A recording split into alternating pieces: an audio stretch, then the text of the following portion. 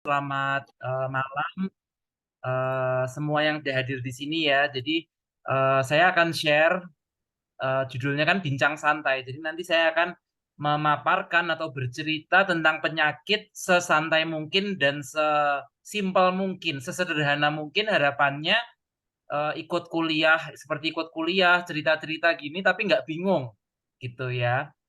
Oke, kita akan bahas tentang yang namanya osteoporosis. Kemarin juga saya dapat PR juga untuk membahas sedikit mungkin ya tentang osteoartritis atau kalau di masyarakat itu dikenal sebagai suatu pengapuran sendi. Nanti akan kita bahas ya. Kenapa sih perlu dibahas osteoporosis, osteoartritis? Sebenarnya sederhana, karena ini penyakit yang semua orang akan mengalami gitu. Nggak ada orang yang akan terhindar dari osteoporosis ataupun osteoartritis jika usianya panjang gitu. Jadi ini khasnya nih penyakit-penyakit usia 50 ke atas lah. Meskipun pada beberapa kondisi tertentu dia bisa terjadi pada orang yang lebih muda. Nah ini yang kita nggak pingin terjadi. Kalau dia masih muda tapi tulang udah keropos, sendi udah rusak. Nah ini benernya penyakit apa sih dan gimana cara kita menghindarinya? Kira-kira presentasi saya, penjelasan saya nanti tentang itu. Mungkin sebelumnya saya dikasih waktu berapa menit ya untuk memaparkan ini, biar takutnya nanti banyak yang nggak selesai gitu. Untuk waktunya nanti dokter boleh mengambil waktu hingga kurang lebih 20 menit. 20 menit. Ya, Oh, singkat juga berarti ya. Oke. Ya, eh, kita mulai ya. silakan Ini dok. yang akan saya bahas terkait dengan osteoporosis. Mungkin karena waktunya nggak banyak, saya akan cerita hal-hal terpentingnya dulu. Ya, pertama adalah penjelasannya. Apa sih osteoporosis? Osteo itu artinya tulang. Kemudian poros atau porosis itu artinya adalah rongga, ya. Jadi tulang yang harusnya padat dan kuat supaya kita beraktivitas dengan baik, dia menjadi berongga. Karena berongga berarti tidak kuat. Karena tidak kuat berarti gampang terjadi penyakit di situ. Misalnya patah tulang ataupun masalah-masalah yang lain. Kadang juga dia bikin nyeri terutama di bagian tulang belakang. Biasanya sih dia adalah penyebab dari kecacatan terbanyak usia lebih dari 50 tahun. Jadi selain karena serangan jantung atau stroke, kecacatan pada lansia itu paling sering karena pengeroposan tulang. Emangnya banyak kasusnya dok, kok saya jarang dengar ya. Saya sering dengar tuh kasus orang kalau lansia tuh ya serangan jantung atau stroke gitu. Emangnya banyak kasusnya? Luar biasa banyak, tapi mungkin nggak seheboh kalau orang kena serangan jantung. Ya, jadi dibilang bahwa 1 dari 3 wanita usia 50 tahun ke atas akan mengalami patah tulang karena osteoporosis. Jadi kalau ibu-ibu atau mungkin bapak-bapak ya, di situ ada 3 orang wanita 50 tahun, yang satu nih, ini menurut data ya, penelitian akan mengalami patah tulang karena osteoporosis. Pada laki-laki angkanya lebih rendah, dia 1 dari 5 orang. Ya, ini yang sampai patah tulang, yang mengalami osteoporosis tapi tidak sampai patah tulang itu jauh lebih banyak lagi. Kenapa? Karena dia disebut sebagai silent killer atau silent disease. Jadi suatu penyakit yang gejalanya itu tidak nampak jelas, tapi tahu-tahu dia bikin komplikasi. Itulah dia istilahnya diem-diem penyakitnya. Orang kadang-kadang sakit jantung tuh udah mulai sering nyeri dada atau sesak napas. Orang kadang-kadang penyakit ginjal tuh udah mulai badan bengkak-bengkak.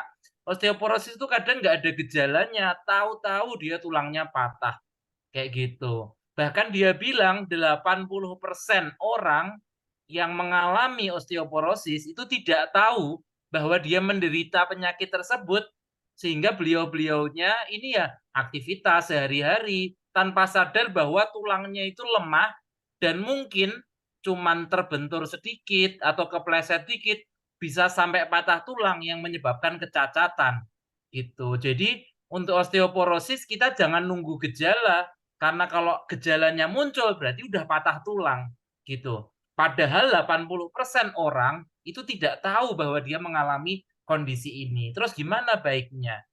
Nah, ini mungkin kita belajar dikit tentang tulang ya, fungsi-fungsinya. Mungkin saya singkat aja. Ininya tulang kan sangat penting untuk kita bisa beraktivitas sehari-hari. Kita bisa berjalan karena tulangnya kuat. Kita bisa menggerakkan beraktivitas pada tangan dan kaki, gerakan karena tulang kita baik, kira-kira kan gitu. Ini mungkin saya skip aja. Ini adalah gambar yang luar biasa penting dan semua dari kita harus mengerti. Ini gambar penting banget. Kenapa penting? Gambar ini menunjukkan tentang pembentukan atau tulang kita itu seperti apa. Jadi setelah kita lahir, kayak di gambar itu ya, awalnya dia eh, massa tulang atau kepadatan tulang, ini yang gambar biru ini ya, dia akan meningkat perlahan-lahan. Jadi kita sampai sekitar usia 20 tahun, itu tulang kita akan semakin kuat dan padat. Gitu. Kemudian setelah usia 20 atau 30 tahun, dia akan semakin menurun. Dan pada wanita saat dia mengalami menopause atau berhenti haid, tulangnya akan cepat sekali kemudian dia menjadi keropos atau kepadatan tulangnya menurun drastis. Kenapa saya bilang gambar ini sangat penting? Karena masa utama atau periode utama tulang ini menjadi kuat adalah saat di bawah usia 20 tahun. Gitu. Jadi kalau kita saat usia 20 sampai 30 tahun itu tidak menabung tulang sebanyak-banyaknya sehingga tulang kita cuma dikit, sangat mungkin nanti saat kita mulai menurun kepadatan tulangnya itu sudah keropos. Dan grafiknya kepadatan tulangnya itu nggak bisa di tengah-tengah saat turun tahu-tahu naik lagi ke atas gitu. Sehingga sangat penting misalnya yang punya anak atau mungkin kenalan yang di usia di bawah 30 tahun itu harus benar-benar menabung tulang seoptimal mungkin karena setelah 30 tahun yang ada akan semakin turun terus. Karena kadang-kadang pasien atau orang yang udah sakit itu udahlah nanti osteoporosis kan penyakitnya lansia. Saya pikir besok aja lah kalau saya udah lansia atau udah mau 40 tahun. Salah banget. Kenapa? Karena saat usia 40, apalagi 50, 60, kita untuk membentuk tulang itu sudah sulit sekali. Meskipun ada usaha-usaha yang bisa dilakukan gitu. Slide berikutnya. Nah, ini tadi yang saya jelaskan ya. Seiring dengan usia, setelah 30 tahun, siapapun pasti tulangnya tambah tipis. Sehingga kalau usahanya tidak ekstra, bisa jadi terjadi osteoporosis yang menyebabkan patah tulang, kira-kira gitu ya. Slide berikutnya. Emangnya kenapa sih dok kalau osteoporosis? Katanya dia silent disease. Nah, dia resiko mengalami patah tulang ya sebagai apa namanya dokter spesialis ortopedis. Tiap hari saya mengobati orang patah tulang. Dan yang namanya mengalami patah tulang itu banyak pada orang itu seperti mengubah hidup gitu ya. Karena apa? Karena banyak yang mengalami kecacatan. Dok, saya sebelum patah tulang, saya masih bisa melakukan segala aktivitas sama anak saya, cucu saya masih bisa kerja. Sejak patah tulang, saya nggak bisa kerja lagi, badan saya sakit-sakit, sekarang bisa jalan tapi gampang capek, dan sebagainya. Ya, ini adalah suatu contoh penyakit yang sebaiknya dihindari sebelum kita kena.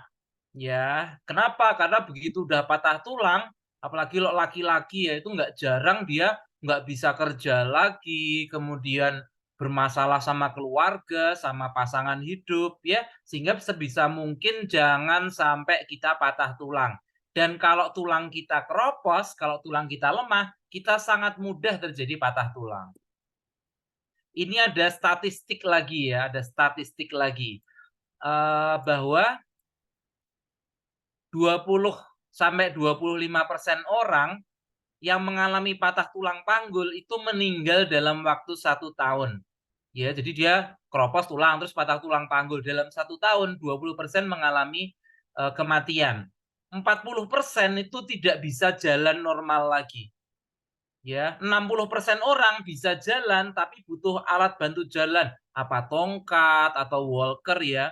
Dan 80% orang yang mengalami patah tulang karena keropos ini itu nggak bisa lagi melakukan aktivitas seperti biasa.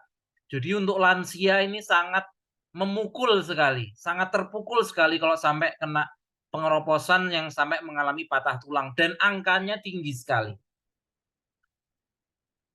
Dan ini yang saya ceritakan tadi ya, patah tulang tuh nggak sekedar, oh patah tulang ya udah dioperasi sembuh. Enggak, sangat sering orang patah tulang nggak cuman meskipun udah dioperasi, meskipun udah diobati, tapi kehidupannya itu berubah drastis. Jadi ini sebuah kesimpulan singkat ya, bahwa osteoporosis meningkatkan resiko patah tulang.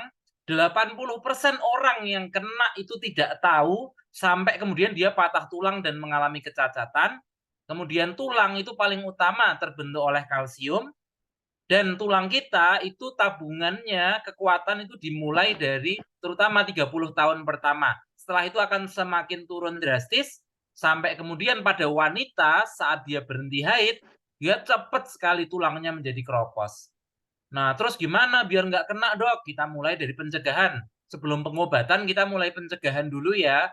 Tentu saja mulai dari usia muda. Jadi misalnya yang masih muda nih, di bawah 30 misalnya, yuk kita olahraga, minum suplemen kalsium, vitamin D, seaktif mungkin supaya tulang kita tabungannya banyak. Kalau tabungannya banyak, saat nantinya dia berkurang, dia tetap tidak sampai keropos kan gitu. Tapi kalau sejak muda tabungannya cuma dikit, begitu tambah tua dia keropos dan resiko kecacatannya tinggi. Oke?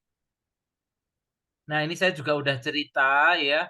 Kapan sih apakah saya perlu khawatir saya mengalami osteoporosis? Yang pertama adalah kalau usia 50 tahun ke atas itu lebih baik, apalagi wanita yang sudah berhenti haid itu harus sadar bahwa saya ini mungkin sudah sakit atau saya sangat berisiko sakit osteoporosis. Wanita lebih dari 50 tahun atau sudah berhenti haid, ya.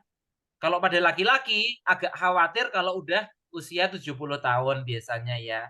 Nah, pada orang-orang dengan penyakit yang lain bisa masih muda sudah keropos tulangnya. Gitu ya. Nah, terus gimana, Dok? Saya bisa melakukan apa nih? Sebenarnya tidak sulit ya, asal sadar gitu. Sehingga pentingnya diskusi seperti malam ini adalah supaya teman-teman semua kira-kira apa sih kebiasaan yang harus saya lakukan supaya nantinya saya nggak kena osteoporosis. Kalau nggak kena osteoporosis, saya terhindar dari salah satu penyebab kecacatan tersering. Kan gitu. Nomor satu, memahami. Nah, kita tadi udah cerita, harapannya kita udah paham ya. Dua, sumber kalsium dan vitamin D dari mana? Dari makanan. Nih, jadi masukkan porsi-porsi makanan yang baik. Nanti akan saya cerita juga. Kemudian penting banget olahraga. Tulang yang kuat, tulang yang padat adalah tulang yang sering dikasih beban. Gitu. Itu penting sekali ya. Dan yang terakhir, hindari kebiasaan buruk yang bisa menurunkan kualitas tulang. Mungkin saya punya berapa menit lagi? Ada tambahan waktu, dokter, bisa dilanjut hingga pukul Oh ya, saya 20. lanjutkan ya. Nggak banyak kok yang Silakan. akan saya sampaikan. Oke. Ya, pertama memahami. Tadi teman-teman udah memahami ya. Kayak apa sih kita takut? Contohnya ada wanita lebih sering, yang sudah tidak haid lagi lebih sering, dan orang-orang yang jarang olahraga nih. Mungkin belum sampai 50 tahun, mungkin masih belum berhenti haid atau menopause. Tapi ingat, saya sejak muda itu jarang banget olahraga. Nah, kalau yang kayak gitu itu penting banget juga untuk menyadari mungkin saya ini berisiko untuk terkena osteoporosis gitu. Apalagi yang hobi merokok itu juga resiko keropos lebih tinggi. Terus gimana, Dok? Apa yang bisa saya lakukan kalau memang saya ini berisiko terkena osteoporosis?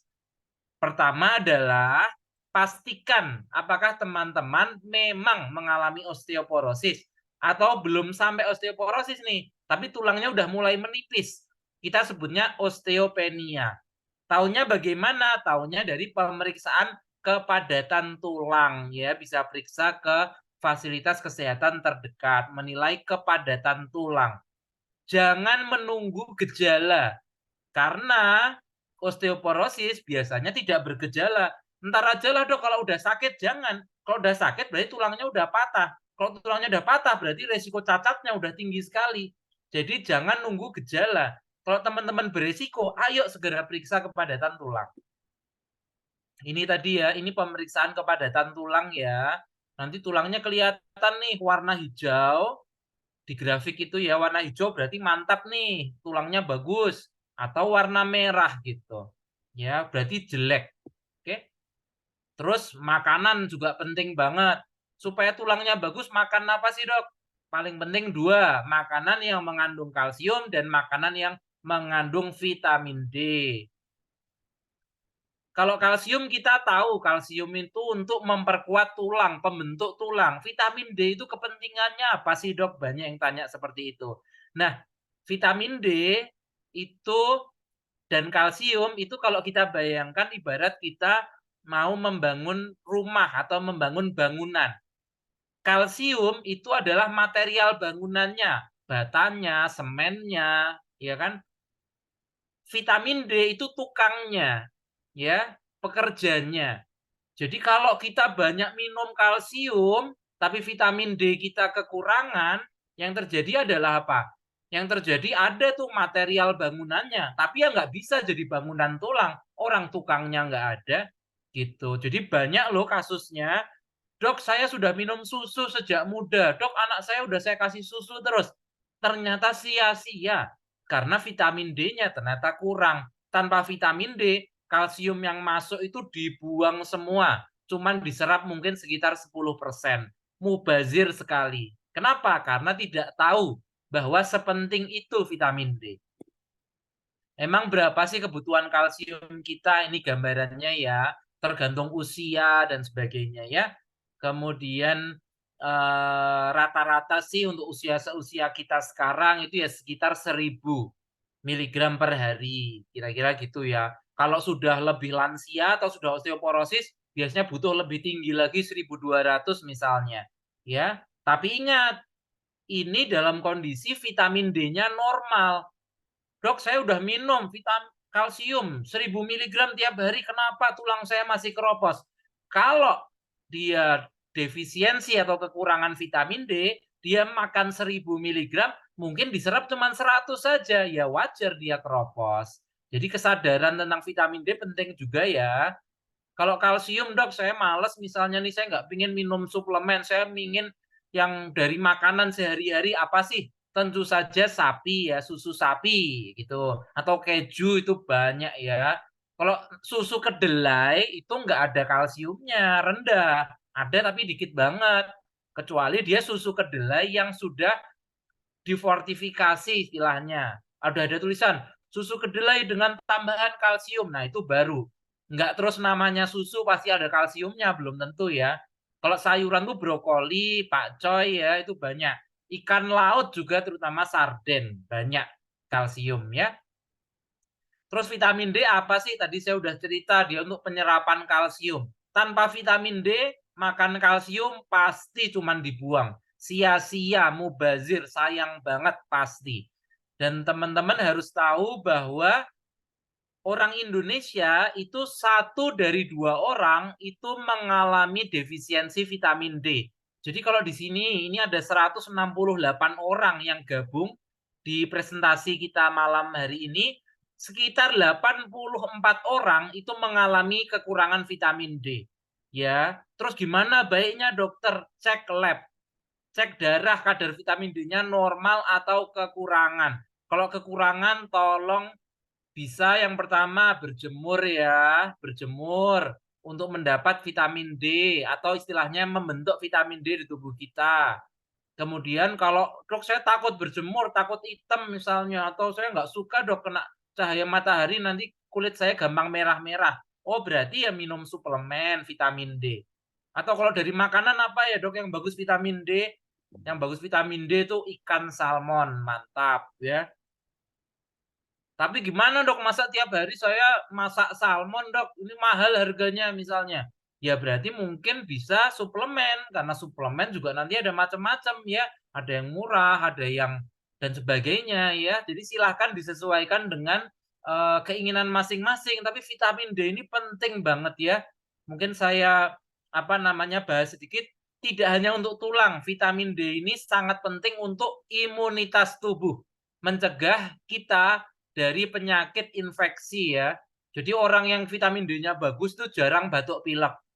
Kalau kena batuk pilek sembuhnya cepat dan sebagainya ya. Dia juga mencegah rambut rontok, memperkuat otot, nggak gampang lesu, dan banyak sekali fungsi yang lainnya. Jadi saya selalu cerita vitamin D penting banget. Kalau nggak minum suplemen ya paling nggak dari makanan atau berjemur dan sebagainya ya. Ini yang saya sebutkan tadi. Apa butuh kita suplemen dan vitamin?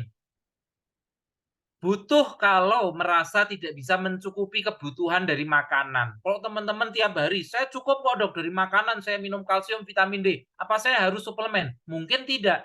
Tapi kan susah kita mencari ya. Makanan tiap hari harus banyak kalsiumnya, harus banyak vitamin D-nya, ikan salmon, dan sebagainya. Kalau susah, bisa dibantu dengan yang namanya suplemen gitu. Dan ini olahraga, mungkin saya cepat aja, olahraga itu untuk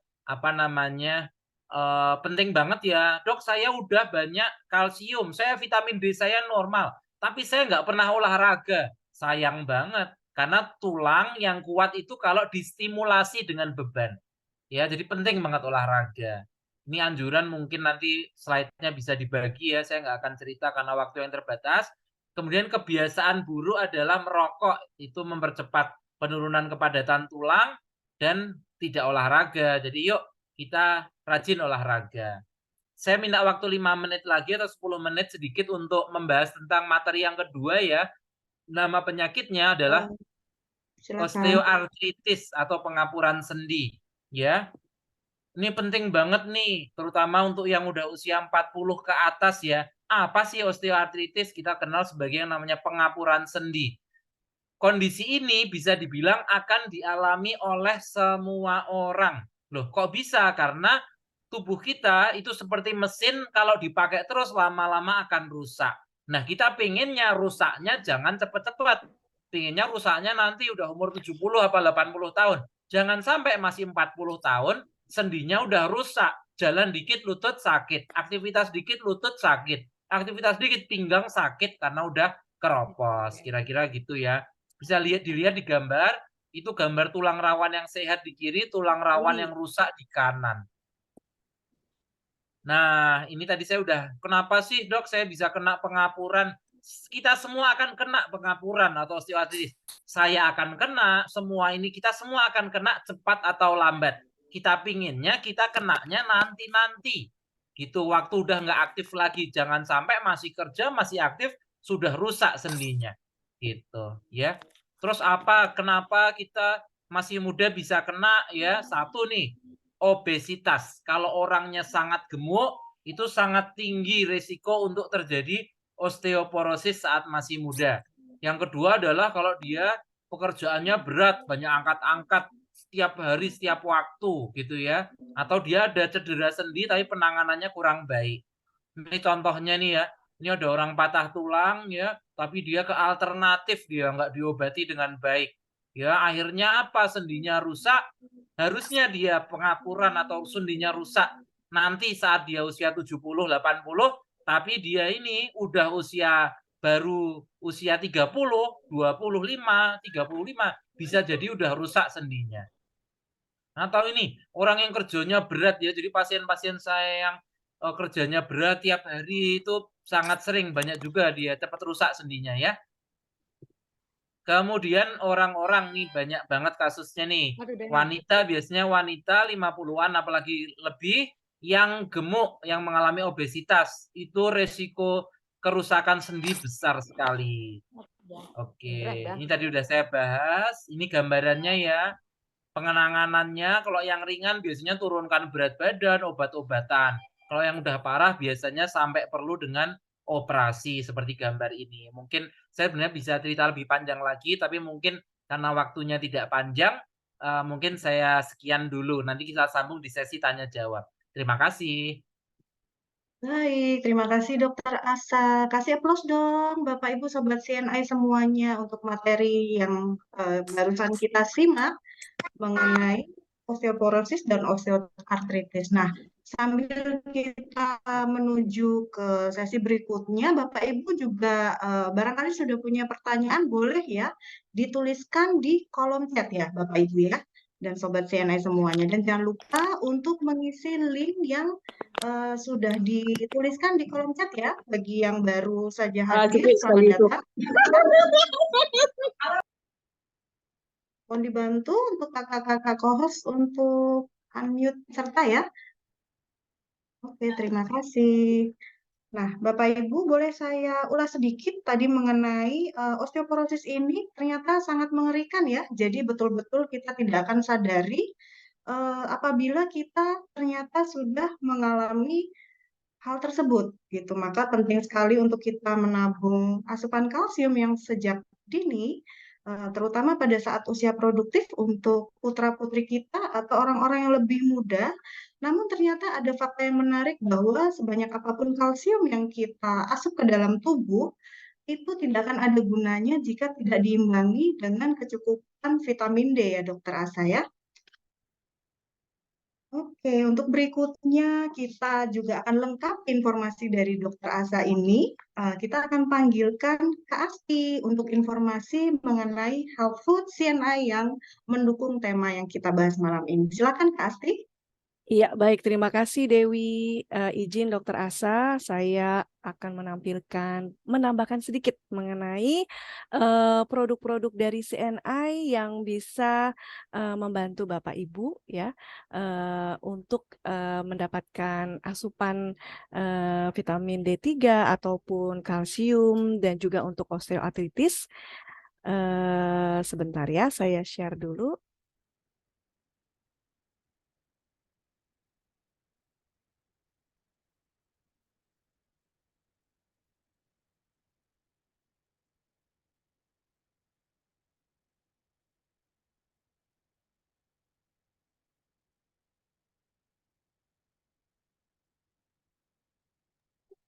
Oke, sudah muncul. Iya, sudah muncul ya. Oke, baik. Ya, jadi seperti yang tadi sudah disampaikan oleh Dokter Asa dan juga sudah diresum oleh Dewi. Nah, untuk apa namanya asupan kalsium yang mencukupi, fase untuk menabung yang paling potensial adalah di usia produktif.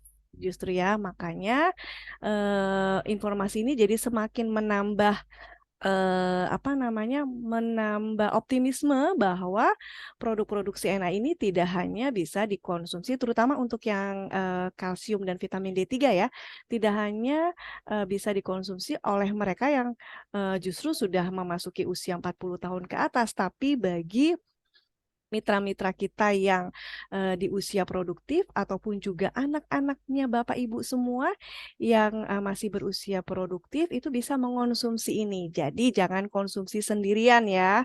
Bapak Ibu informasikan dan berikan juga kepada keluarga maupun rekan-rekan terdekat yang usianya justru produktif. Oke, nah kita ada 3 produk ya.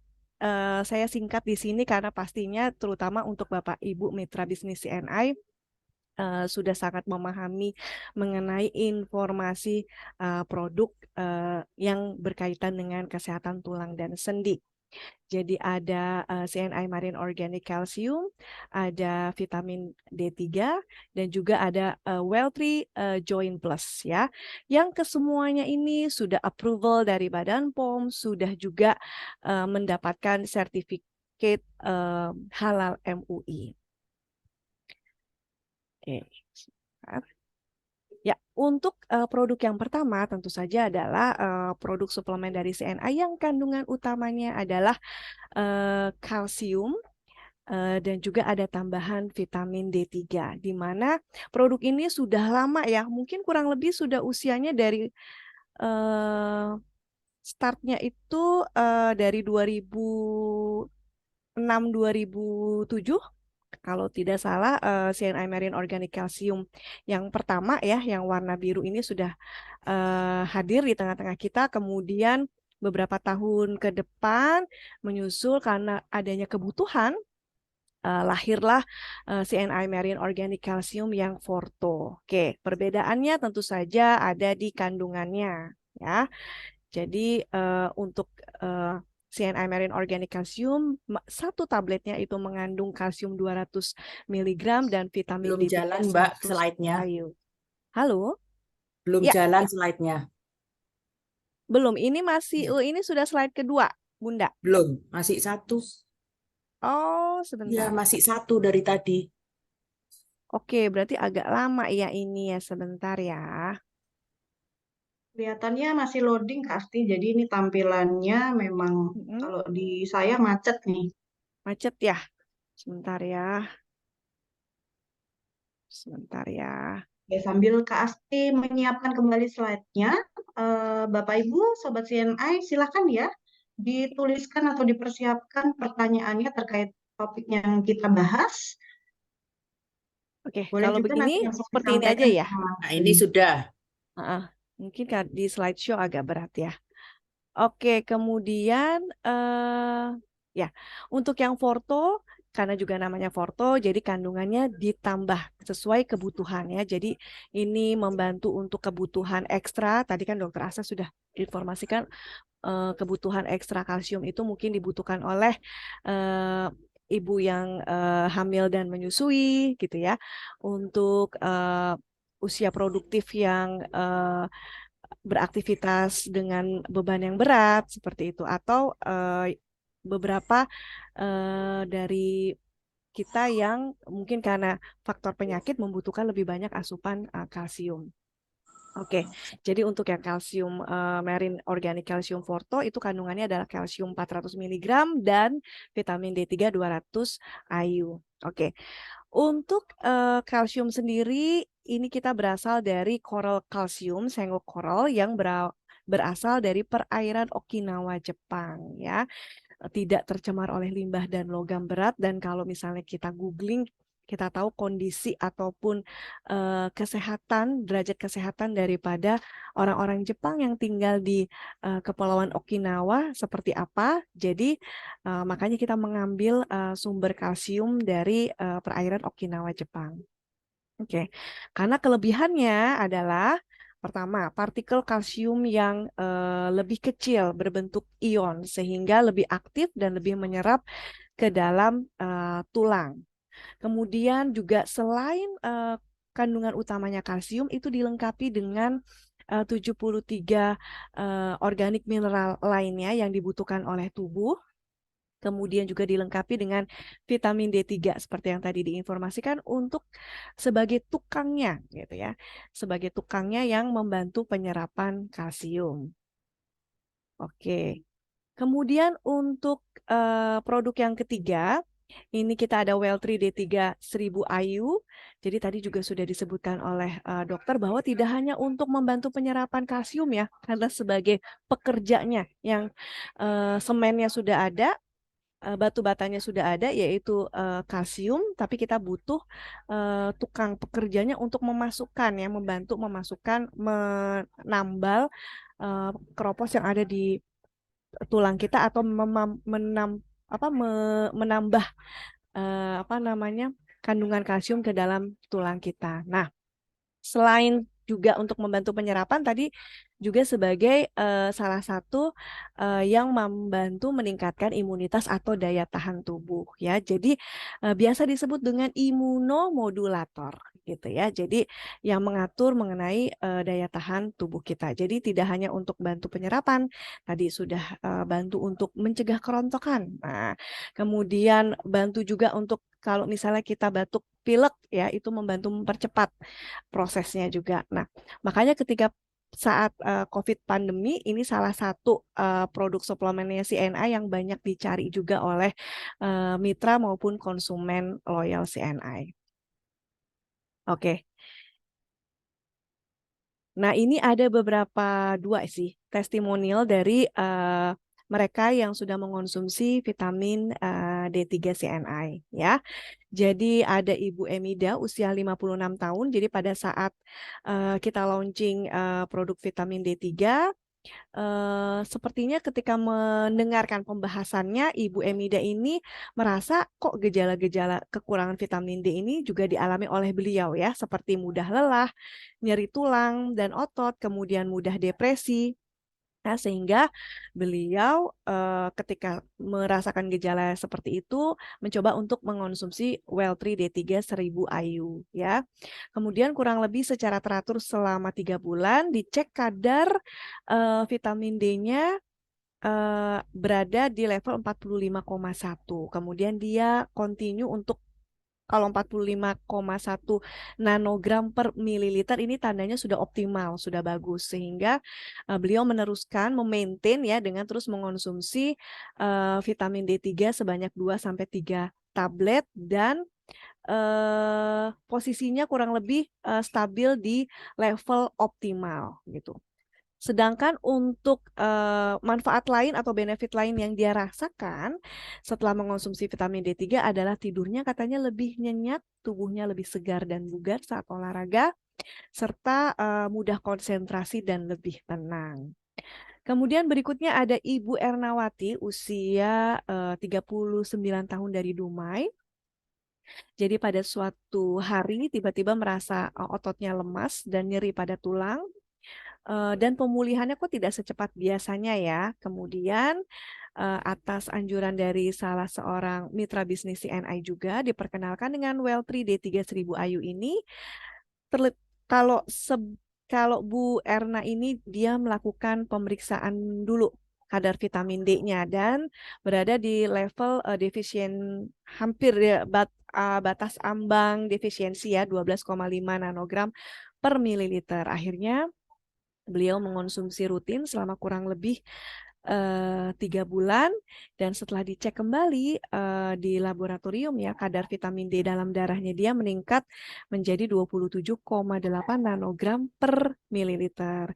Nah, kurang lebih benefit yang dia rasakan tubuhnya tidak mudah lelah, kemudian lebih bertenaga dan tidur pun lebih nyenyak.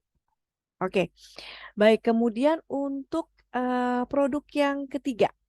Nah, ini untuk kesehatan sendi Anda ya, terutama bagi kita yang mungkin mulai merasakan ada keluhan pada persendian kita ataupun tadi bagi kita yang sepertinya mengalami faktor-faktor resiko yang tadi sudah disebutkan oleh Dokter Asa, misalnya obesitas gitu ya, salah satunya ataupun jenis pekerjaan kita yang membawa beban yang berat sehingga membebani kekuatan persendian kita gitu. Jadi kalau sudah ada faktor risiko seperti itu, lebih baik dicegah ya dengan rutin mengonsumsi suplemen yang mengandung bahan aktif yang bisa merawat kesehatan sendi kita, terutama untuk sendi di pergerakan ya. Apa sih kandungan utamanya? Ya, ada 4 bahan aktif yang bekerja secara bersinergi di produk Well3 Joint Plus ya. Yang pertama itu adalah glukosamin. Nah, ini sebenarnya ada juga di beberapa produk-produk yang sejenis. Nah, produk glukosamin ini ditemukan secara alami sebenarnya di dalam tubuh dan juga seafood ya, seperti hewan udang dan lobster ya. Nah, ini adalah sebagai bahan pembentuk sebagian besar dari sendi, termasuk ligamen, tendon di tulang rawan maupun di cairan sinovial. Dan ini memperlambat kerusakan sendi dan membangun kembali tulang rawan. Ya, tulang rawan itu biasa memang ada di persendian. Kemudian ada selain glukosamin, chondroitin. Nah, ini juga secara alami sebenarnya ada di dalam tubuh manusia. Tapi kalau dari luar itu biasanya sumbernya ada di tulang rawan ayam, sapi. Ya, ini juga membantu menarik air dan nutrisi ke dalam tulang rawan, mengatasi kondisi nyeri sendi jika sudah terjadi nyeri, memiliki sifat anti peradangan, ya, dan juga menghambat penguraian atau degradasi daripada kolagen ya. Jadi kolagen itu sebagai salah satu bahan yang juga untuk membantu pelumasan di persendian gitu. Yang kalau misalnya sudah berkurang, enzim maupun kolagen itu bisa menyebabkan rusaknya tulang rawan pada sendi. Oke. Berikutnya, nah ini ada MSM. Jadi tidak semua produk suplemen yang mengandung glukosamin ini juga punya MSM. Nah, MSM ini yang membantu untuk meredakan nyeri sendi yang tiba-tiba kita rasakan, kemudian kita tidak nyaman dengan nyeri tersebut. Nah, dengan adanya bahan aktif MSM ini atau metil sulfonilmetan ini membantu untuk mengurangi peradangan dan nyeri yang terjadi gitu. Jadi kalau sumbernya itu berasal dari tumbuhan dengan jumlah yang sangat kecil. Oke, kemudian yang terakhir ada bahan aktif mangan askorbatnya. Jadi mineral yang ditemukan di dalam kacang-kacangan dan biji-bijian ya. Digunakan sebenarnya untuk mereka yang mengalami defisiensi mineral mangan, yang sudah mengalami osteoporosis dan juga sudah menderita osteoartritis gitu. Jadi mangan askorbat ini justru membantu mensinergikan ketiga bahan aktif yang tadi sebelumnya saya sudah informasikan. Nah, untuk osteoartritis ringan itu bisa di-maintain dengan mengonsumsi 3 kali 1 tablet sehari.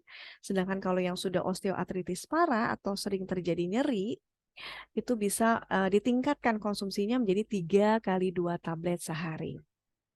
Oke, kalau untuk tadi yang sebelumnya yang vitamin D3 saya belum sebutkan ya berapa anjurannya sehari-hari. Untuk vitamin D3 itu bisa mulai dari 1 untuk memelihara ya, 1 sampai 2 tablet sehari gitu. Atau kalau mau lebih itu sesuai anjuran dari dokter. Sedangkan untuk konsumsi MOC itu bisa dimulai dari 3 kali 1 tablet sehari. Atau kalau misalnya sudah ada faktor resiko atau memang sudah usianya sudah di atas 50 tahun ke atas, bagi kita yang sudah menopause ataupun ibu hamil dan menyusui, itu bisa ditingkatkan konsumsinya menjadi 3 kali 2 tablet sehari. Oke, seperti itu. Nah, jadi kesimpulannya dengan kombinasi yang tepat ini, semoga kita bisa aware ya. Jadi ini adalah awareness kepada kita bahwa kesehatan tulang itu untuk dirawat atau untuk dicegah ya sebelum terjadinya osteoporosis secara dini ataupun osteoartritis secara dini. Jadi rawatlah kesehatan tulang dan sendi kita sedini mungkin, terutama di usia produktif, agar bisa melindungi masa depan kita supaya kita masih bisa nyaman bergerak gitu. Baik, seperti yang sudah saya sampaikan, demikian Sis Dewi, saya kembalikan lagi kepada moderator. Oke, terima kasih Kak Asti. Bapak Ibu Mitra CNI, Sobat CNI boleh berikan aplaus untuk Kak Asti ya. Ya, berikutnya kita akan masuk ke sesi tanya jawab. Di sini Dewi sudah menerima beberapa pertanyaan dokter dan Kak Asti. Yang pertama untuk dokter Asa dahulu. Untuk anak-anak itu sebaiknya mulai usia berapa sih dok boleh minum kalsium? Karena tadi sih kalau menurut informasi yang dokter paparkan, pada saat usia sekolah dasar ini sudah butuh jumlah kalsium yang cukup tinggi ya, 1.300 ya dokter ya. Halo, Dokter Asa? Ya, halo. Ya, Iya, ya. Apakah suara saya cukup terdengar, Dokter? terdengar. Ya, boleh langsung dijawab, Dokter, silakan. Ya, jadi kebutuhan kalsium itu yang pasti disesuaikan dengan usia, itu nomor 1 ya. Nomor 2, sejak usia berapa? Sejak balita itu udah perlu banget anak-anak dicukupi kebutuhan kalsiumnya. Ya, baik dengan dietnya, makanannya sehari-hari maupun dengan suplemen kan gitu. Jadi saya selalu menekankan bahwa eh kalau kalsium itu sumbernya dari makanan sehari-hari itu cukup banyak ya. Ya yang standar-standar aja misalnya kalau anak-anak ya minum susu gitu. Sehari 2 gelas misalnya. Itu udah lumayan banget, ditambah lagi makan ikan misalnya. Itu tinggi kalsium juga. Kemudian beberapa sayuran-sayuran hijau juga banyak kalsiumnya. Jadi memang anak-anak udah minum suplemen dokter. Untuk kalsium secara umum banyak sumbernya dari makanan sehari-hari. Tapi jika orang tua dirasa atau merasa tidak sanggup untuk memenuhi kebutuhan dari makanan, dok susah dok nyiapin makanannya, anaknya nggak suka atau apa ya, bisa juga dibantu dengan suplemen gitu. Nah yang beda agak beda vitamin D. Vitamin D itu cenderung agak susah dicari dari makanan. Ya, dia memang tinggi dari salmon ya, tapi dari makanan dia cenderung agak sulit. Sehingga penting juga untuk kena paparan sinar matahari ya. Vitamin D itu kan dibentuk dari sinar matahari kena kulit kita, kemudian kulit kita membentuk vitamin D kan gitu, UVB dari sinar matahari. Nah, itu bisa memenuhi 90% kebutuhan vitamin D. Dengan syarat dia belum mengalami defisiensi. Nah, kalau udah defisiensi, kekurangan apalagi berat, lebih baik dibantu dengan suplemen Suplementasi ya. karena agak susah nyarinya dari makanan. Kira-kira sih gitu. Oke. Oke, Dokter Asa. Jadi kalau untuk anak-anak ini, Bapak Ibu Mitra CNI dan Sobat CNI, sejak balita sudah perlu dipersiapkan dalam jumlah yang cukup ya, karena menabung kepadatan tulang sebanyak-banyaknya.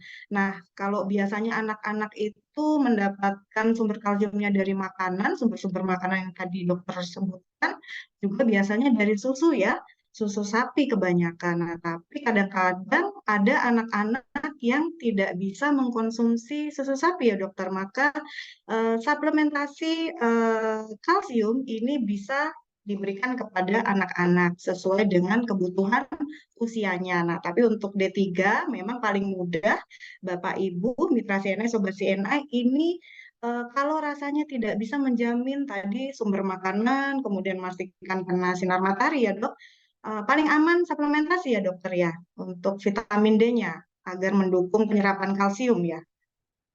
Paling baik sebenarnya adalah dicek darah dulu. Ya, jadi Ya, misalnya kalau nggak dicek darah kita nggak tahu. Siapa tahu anaknya dicek darah, nggak pernah minum suplemen, makanan ya cuman biasa-biasa aja sehari-hari. Atau nggak seharus anaknya, mungkin orang tua juga boleh. Saya nggak pernah dok minum suplemen, makanan juga yang ada apa saya makan. Ternyata begitu dicek vitamin D-nya udah bagus, di atas 30 misalnya. Ya mungkin nggak perlu suplemen tambahan, lanjutkan aja oh, yang udah biasa dilakukan gitu. Sebaliknya, ada yang merasa baik-baik saja, ternyata begitu dicek vitamin D-nya di bawah 10 misalnya angkanya.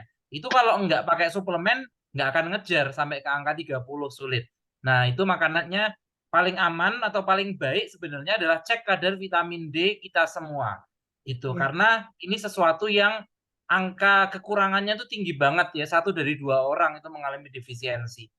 Ya, dan rata-rata masyarakat Indonesia yang katanya cukup matahari, banyak juga ya yang kadar D3-nya, vitamin D-nya di dalam tubuhnya kurang ya, dokter ya. Karena memang yang lebih banyak ya, yang lebih banyak kena defisiensi.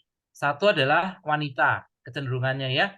Karena kadang kena sinar matahari kan nggak pingin kan. Siapa di antara ibu-ibu yang suka kena sinar matahari terpapar gitu. Oke, kan Pasti dok? sembunyi kan. Pakai Iya, payung atau nunggu gelap atau gimana kan. Karena memang dianggap sinar matahari bisa bikin hitam apa dan sebagainya. Wanita jadi lebih sering. Nomor 2, orang gemuk atau yang mengalami obesitas lebih sering.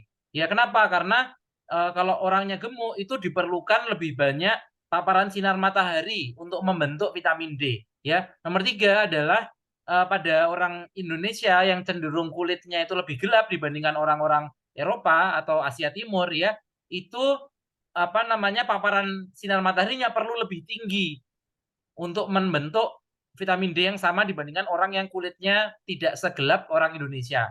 Gitu. 3 faktor itu yang bikin angkanya tinggi. Gitu. Apalagi kalau dia sama sekali nggak pingin kena sinar matahari, ya itu pasti defisiensi. Gitu. Orang yang udah sering kena aja banyak yang defisiensi, apalagi yang nggak pernah kena sinar matahari. Hampir pasti defisiensi, yakin saya. oke dokter. Nah itu Bapak Ibu Mitra CNI. Jadi untuk memulai atau memastikan kadar vitamin D kita, memang sebaiknya harus ada tes awal dulu. Kemudian baru kita tentukan berapa sih yang diperlukan untuk kita konsumsi? Apakah cukup tinggi ataukah bahkan tidak perlu? Begitu. Oke, lanjut lagi dokter. Pertanyaan berikutnya, setelah melahirkan gigi saya keropos dan dicabut, apakah ini artinya kalsium saya kurang, dokter? Eh, Belum tentu ya. Jadi sebenarnya adalah memang betul ibu hamil dan menyusui adalah kelompok yang rentan mengalami kekurangan kalsium dan vitamin D ya. Jadi memang pada kelompok pasien ini harus betul-betul dipenuhi kebutuhan kalsium dan vitamin D-nya. Tapi kalau kemudian giginya kemudian harus dicabut, itu tidak serta-merta karena kurang kalsium atau vitamin D. Kenapa? Karena saya nggak melakukan pemeriksaan. Kita nggak tahu nih sebenarnya sakit apa. Bisa aja dia infeksi misalnya. Nggak ada hubungannya dengan kekurangan vitamin D atau kalsium. Misalnya dia infeksi, kemudian giginya rusak, perlu dicabut, itu bisa-bisa saja. Ya, tapi Jadi banyak memang faktor. kalau kita nggak bisa memastikan penyebabnya ya, tapi memang ibu hamil dan menyusui itu kelompok rentan kekurangan kalsium dan vitamin D sehingga butuh suplementasi gitu. Kalau enggak nutrisinya diambil bayinya, ibunya kekurangan gitu kira-kira. Oke, Iya, dokter. Sus Dewi, ini sepertinya ada yang bertanya di awal nih dari sepertinya followernya dokter nih, Cynthia. Oke, ya. Eh, Bacakan dahulu, pasti Oke. apa saja jenis olahraga yang ramah untuk lutut, hips, dan persendian di sekitar tungkai. Kadang Mm-mm. lutut dan hips terasa sakit waktu squat, padahal gerakannya tujuannya untuk memperkuat otot paha. Pertanyaan berikutnya dari Kak Cynthia, kaku di bagian groin atau di sekitar hips itu termasuk gejala osteopenia atau osteoartritis, Kak Dok, walaupun cuma dialami sekitar seminggu, kemudian hilang sendiri. Lalu yang ketiga, apa bedanya vitamin D dan D3? Terima kasih. Mau dijawab, Dokter Asa? Saya agak lupa pertanyaan ketiga ya. Mungkin saya jawab pertanyaan Ya, pertama dulu ya. satu-satu dulu, Nanti Dok. nanti nanti diingatkan ya. Yang Ya, pertama, olahraga apa yang aman dan yang baik untuk ramah lutut untuk ya. lutut, yes. Pertama, sesuaikan dulu dengan usianya. Ya, beda usia, beda olahraga yang direkomendasikan. Pertama, kalau dia anak-anak misalnya balita atau anak usia misalnya remaja, itu secara umum kalau balita dulu ya, itu nggak usah, ayo olahraga nggak. Biarkan mereka-mereka ini lari-lari, kemudian lompat-lompat, itu sudah cukup banget ya aktivitas fisik gitu ya. Nomor dua untuk remaja ya, remaja aktivitas olahraga paling enggak seminggu 3 kali sampai 4 kali, paling enggak sekitar 30 menit sampai 1 jam. Itu boleh. Sports boleh, main sepak bola atau mungkin lari-lari, kemudian dia main basket, bulu tangkis ya, bebas. Nah, yang perlu digarisbawahi adalah yang pertama lansia ya.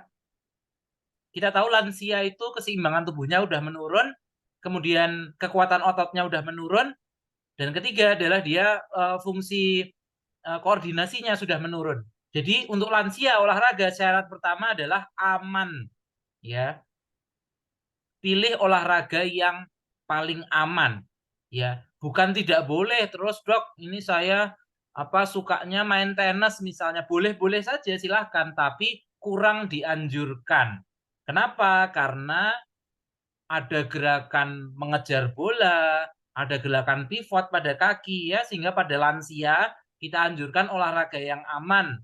Itu misalnya yang aman nih ya, justru adalah misalnya sepeda statik kayak gitu misalnya. Atau kemudian malah gerakan di tempat bagus, misalnya dia angkat-angkat beban yang sesuai kemampuan, itu juga bagus angkat-angkat beban. Kemudian berenang juga cukup bagus gitu untuk lansia ya. Nah, untuk belum lansia sih, Dok, usia 30, 40 gitu. Saya mau olahraga kok lutut saya sakit ya tadi ceritanya gitu ya. Pastikan dulu dia mengalami obesitas apa enggak dan dia sudah rutin olahraga apa belum. Kalau dia masih gemuk sekali mengalami obesitas, mungkin jangan diforsir dulu bebannya ke lutut. Kenapa? Karena pasti nyeri nanti. Ya, terus gimana? Angkat beban boleh misalnya pada tangan misalnya, ngangkat beban tangannya aja misalnya untuk memperkuat tulangnya. Kemudian untuk kaki sepeda dulu misalnya, atau mungkin renang dulu. Atau mungkin boleh gerakan squat misalnya memperkuat otot paha, tapi bebannya dikurangin dulu. Caranya gimana? Pakai alat di tempat gym.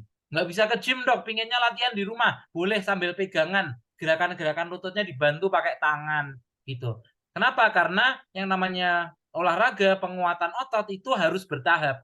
Dia pingin ototnya kuat dan sehat lututnya. Tapi kalau langsung potong, langsung berat, pasti malah sakit. Dan rasa sakit saat melakukan olahraga itu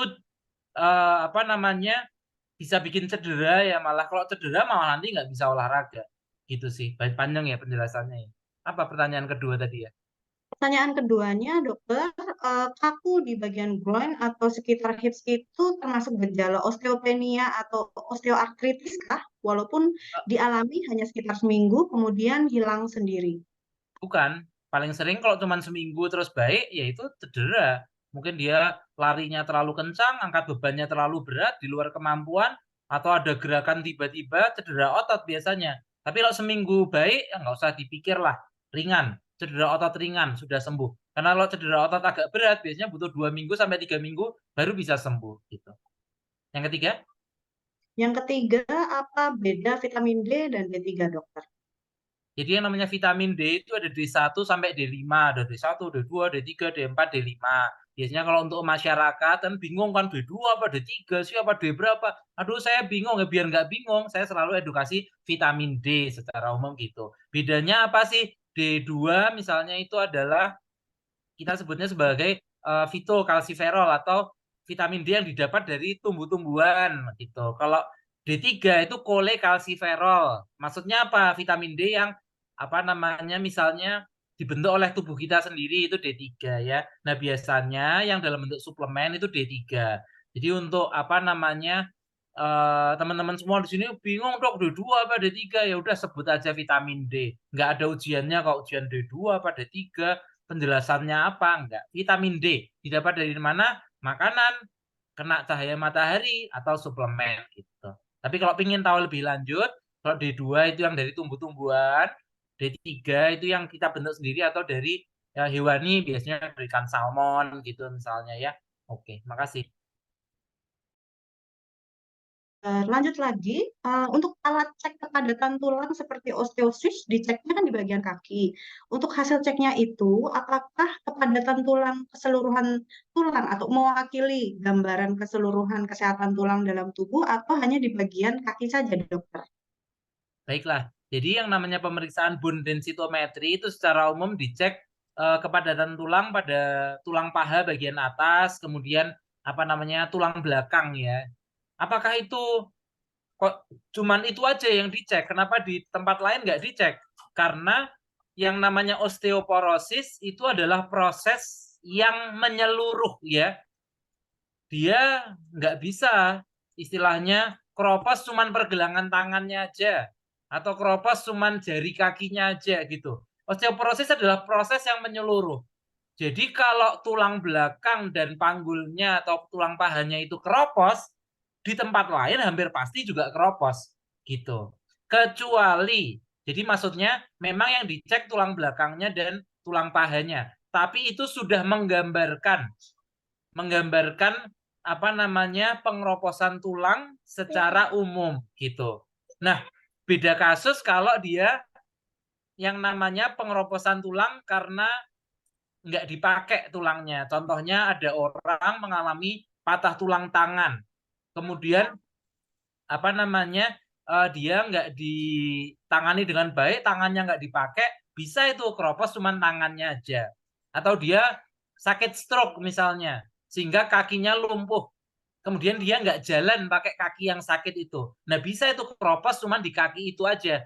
Tapi kalau orang yang tidak mengalami penyakit-penyakit tertentu, itu biasanya pengeroposannya menyeluruh. Kalau panggulnya, kalau tulang belakangnya keropos, hampir pasti tulang lain juga keropos. Jadi udah menggambarkan, meskipun nggak semua tulang itu dicek gitu. Nah, menarik, dokter. Kemudian kalau itu sudah bisa menggambarkan kesehatan tulang kita, apakah antara bagian kiri dan kanan itu hasilnya pasti sama ya, dok? Maaf, pertanyaannya mungkin bisa diulang, sorry.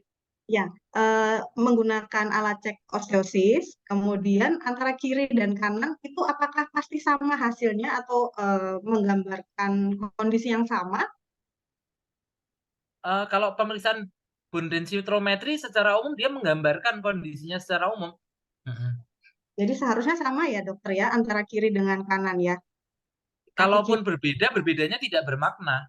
Kecuali dia ada penyakit, contohnya dia orangnya sakit lutut kiri. Kemudian dia dicek kok beda ya kanan sama kiri ya kepadatan tulangnya. Mungkin-mungkin aja karena kaki kiri sakit dia nggak pernah pijak kaki pakai kaki kiri. Gitu. Mijak selalu kaki kanan. Jadi kaki kirinya tulangnya jadi agak tidak sepadat kaki yang kanan. Itu bisa terjadi. Gitu. Oke, oke. Oke, nah dokter, kalau tadi anak-anak sejak usia balita sudah disarankan untuk konsumsi kalsium. Untuk kalsium ini ada batas maksimal usianya nggak dokter? Misalkan sudah lansia, kan tulangnya sudah tidak perlu membentuk atau menabung kalsium lagi ya dok ya. Jadi lansia masih perlu nggak dok? Justru lansia luar biasa perlu kalsium gitu. Karena begitu dia lansia tapi tidak dipenuhi kebutuhan kalsium dan vitamin D-nya, lo kan udah nggak bisa nambah lagi, memang nggak bisa, atau kan nggak bisa naik lagi tinggi, memang betul, tapi bisa anjlok banget bisa gitu. Jadi tujuan kenapa sih lansia butuh kalsium vitamin D bukan untuk mengalahkan kepadatan tulang anak muda karena nggak mungkin mengalahkan kepadatan tulang anak muda, tapi mencegah dia anjlok jadi keropos yang parah sekali gitu. Dan semakin keropos semakin sulit mengobatinya meskipun sudah dibantu dengan berbagai macam obat. Jadi penting sekali, justru lebih penting lansia ini ya untuk konsumsi kalsium dan vitamin D. Ya, dokter, barangkali kalau Bapak Ibu Mitra CNI atau Sobat CNI yang pernah melakukan cek kepadatan tulang, barangkali ketika melakukan cek berkala, awalnya sempat di zona merah atau sudah osteoporosis, kemudian setelah melakukan treatment penambahan asupan kalsium dan vitamin D, kemudian setelah beberapa bulan kemudian dicek lagi ada kenaikan. Nah, kalau lansia ini mencegah supaya tidak makin anjlok ya dok ya, karena biasanya merah itu masih bisa merah yang terbawah gitu ya dokter ya. Sangat mungkin merahnya tambah merah sampai tambah turun bisa. Sementara Makin merah ya, makin dari merah. merah sampai ke hijau itu bisa terjadi, tapi perjuangannya berat istilahnya gitulah. Tapi mungkin ya dokter, masih memungkinkan ya dokter ya. Oh mungkin tentu saja mungkin dengan berbagai macam usaha mungkin dari merah ke kuning, dari kuning ke hijau. Tapi memang ekstra usahanya suplemennya cukup, kemudian vitamin D-nya cukup, penguat tulang yang lain juga masih ada yang lain-lain juga perlu dipenuhi gitu. Tapi sulit ya, bukan berarti tidak bisa ya, tapi prosesnya cukup sulit. Jadi sebelum merah lebih baik ditabung gitu. Jadi cek nanti kalau masih hijau, ayo pertahankan tetap hijau. Oke, baik dokter. Nah, itu Bapak Ibu Mitra CNI dan Sobat CNI itu artinya sangat penting bagi kita untuk menabung asupan kalsium dan menambah vitamin D ini sejak dini ya. Karena kalau sudah usianya semakin bertambah, semakin sulit dan sifatnya mempertahankan. Bukan tidak mungkin untuk bisa menjadi lebih baik kepadatan tulangnya, tapi kita mencegah apabila kan kita tidak tahu dalam beraktivitas sehari-hari mungkin kan ada terjatuh atau cedera, maka ketika hal itu terjadi dan ternyata tulang kita sudah keropos, nah itu akan terjadi resiko yang sangat fatal. Bahkan apabila kita tidak tahu sudah mengalami keropos tulang atau osteoporosis, bisa langsung patah ya dok, dan memperbaikinya sulit sekali ya dokter ya. Ya, kita biasanya bicara angka tadi ya. Orang yang mengalami patah karena osteoporosis itu 80% tidak bisa beraktivitas seperti sedia kala lagi. Ya mungkin bisa beraktivitas, tapi biasanya nyaman, ini agak sakit-sakit dikit gitu. Bahkan sekitar 20% dari yang mengalami kondisi itu mengalami istilahnya kecacatan berat seumur hidup. Bahkan 20% itu meninggal dalam waktu 1 tahun kalau patahnya dipanggul ya. Angka-angkanya jelek lah, nggak menyenangkan lah. Angka kecacatannya tinggi gitu loh. Dan banyak yang nggak tahu, 80% orang itu nggak tahu bahwa dia osteoporosis sampai kemudian dia tiba-tiba patah tulang. gitu sih. Dan begitu patah tulang, angka kecacatannya tinggi. Jadi yang diperlukan adalah kesadaran gitu, kesadaran bahwa jangan-jangan aku keropos ya gitu. Karena kalau nunggu gejala terlambat pasti. Ya betul, maka Bapak Ibu lagi-lagi penting sekali untuk kita mengetahui atau menyadari atau membaca gejala-gejala atau juga mengetahui faktor resiko apa sih dalam diri kita, apakah kita termasuk dalam kriteria-kriteria yang tadi Dokter Asa sebutkan, dan kemudian kita mempersiapkan langkah untuk memperbaiki resiko tersebut. Nah, sudah tepat nih Bapak Ibu, Sobat CNI dan Mitra CNI hadir di Zoom meeting malam hari ini, bincang santai untuk membahas topik tersebut. Nah, dokter, kalau untuk osteoporosis ini, kalau sudah kena, apakah otomatis jadi osteoartritis juga ya, dok? Tidak berhubungan. Tidak berhubungan ya. Tapi gejalanya Beda. kadang-kadang Itu bingung ya, dokter ya. tidak juga. Apa Sendiri. namanya? Kalau osteoporosis kecenderungannya tidak bergejala sampai tahu-tahu dia patah tulang. Kalau osteoartritis itu kan yang kena sendi, itu seringkali sangat bergejala gitu. Jadi yang orang yang kontrol ke dokter tulang atau ke dokter itu jauh lebih banyak orang osteoartritis atau pengapuran. Kenapa? Karena kerusakan sendi itu bikin sakit, jalan sakit, sholat sakit, ya. Sementara osteoporosis itu silent disease, nggak kontrol ke dokter sampai tiba-tiba tulangnya patah, gitu. Jadi gejalanya memang berbeda. Kalau osteoporosis atau tulang keropos, orangnya harus memiliki kesadaran untuk sadar. Mungkin saya kena, saya harus begini kalau gitu. Kalau osteoartritis atau pengapuran, itu sendinya sakit. Kok aku sekarang jalan dikit, lututku sakit ya? Kok sekarang aku waktu sholat dilipat kok agak kaku, lututnya sakit, susah ya? Jangan-jangan aku jadi bergejala dia, gitu. Ya betul. Namun kesamaan dari kedua penyakit ini antara osteoporosis dan osteoartritis ini, Bapak Ibu, sama-sama apabila kita mengalaminya, tentunya ini sangat mengganggu kualitas hidup ya dokter ya. Siapa sih Bapak Ibu, Mitra CNI dan Sobat CNI yang tidak ingin kita hidup ini dengan bahagia, dengan aktivitas sehari-hari, bisa sampai lanjut usia, walaupun usianya bertambah, tapi aktivitasnya bisa terus aktif. Apalagi mitra CNI yang ada di sini juga masih aktif ya, mau umur berapa saja masih aktif untuk campaign atau menyampaikan informasi-informasi kesehatan ke masyarakat sekitar. Jadi jangan sampai juga nih mengalami gejala ini. Jadi apa-apa yang sudah dokter Asa sampaikan, apabila merasa, wah sepertinya ada osteoartritis, mungkin bisa segera memeriksakan ke dokter, termasuk juga untuk faktor risiko osteoporosisnya. Karena tadi dibilang sama dokter Asa, ini silent disease ya, tidak akan kita ketahui sampai ada kejadian. Lanjut lagi dokter, untuk pertanyaan berikutnya, untuk osteoporosis ini apakah ada kaitan nggak dok dengan syaraf kejepit? Sebenarnya agak berbeda ya, tapi ada hubungannya. Hubungannya gimana? Karena saraf kejepit ini mungkin yang dimaksud ya, mungkin saya coba terjemahkan pertanyaannya ya. Saraf terjepit yang dimaksud mungkin saraf terjepit pada tulang belakang, itu yang pertama ya.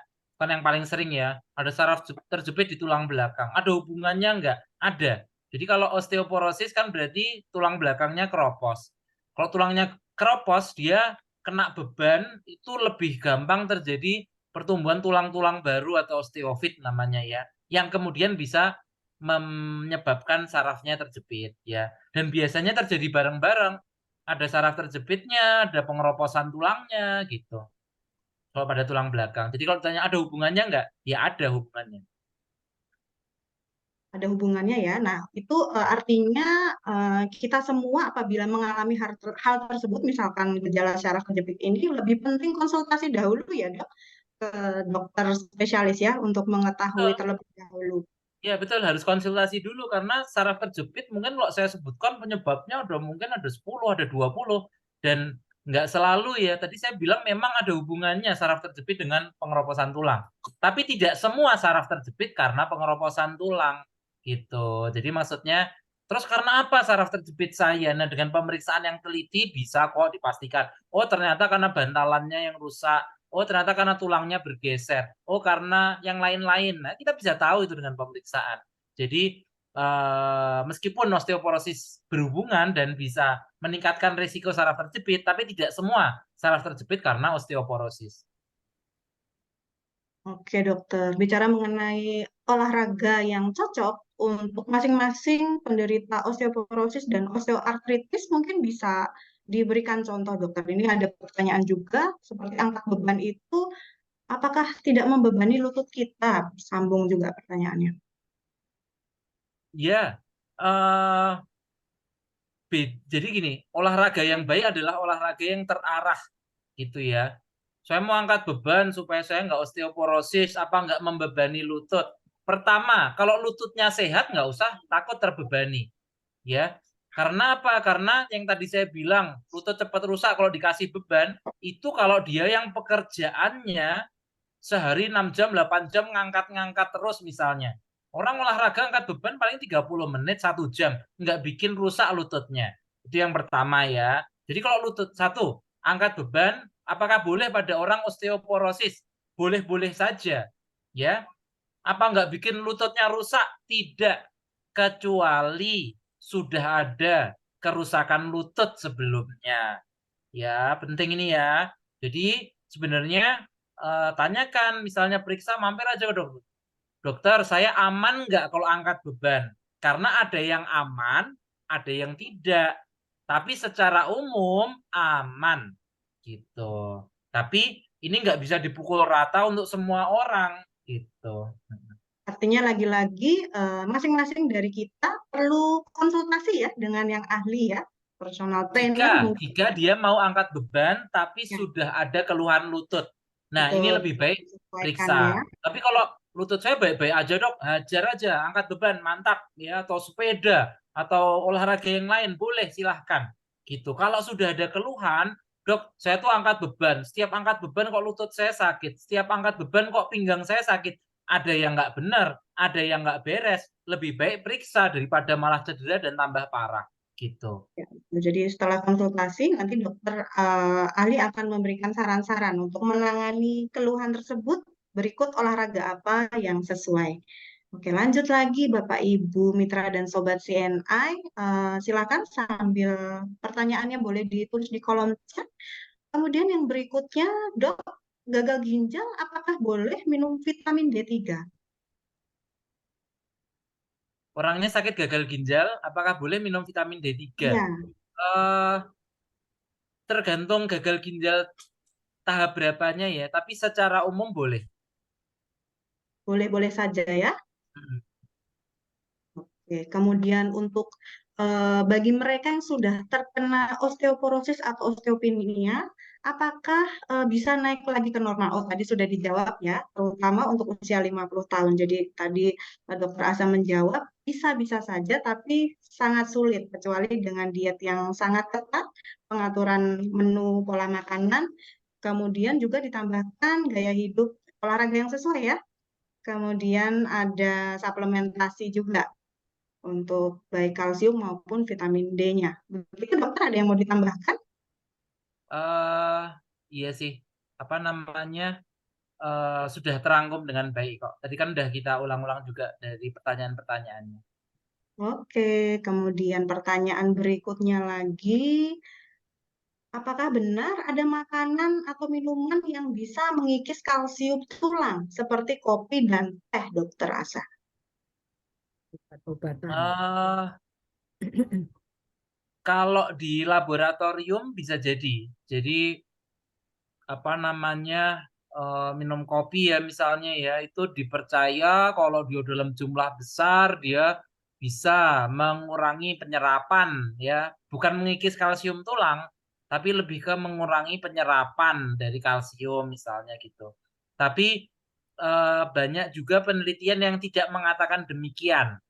Jadi kalau sebagai dokter, kalau saya pribadi lebih ke silahkan suka minum kopi ya minumlah kopi. Nggak urus, oh saya takut keropos jadi nggak minum kopi padahal saya suka. Nggak perlu sampai kayak gitu ya. Karena tidak disebutkan sebagai faktor resiko utama.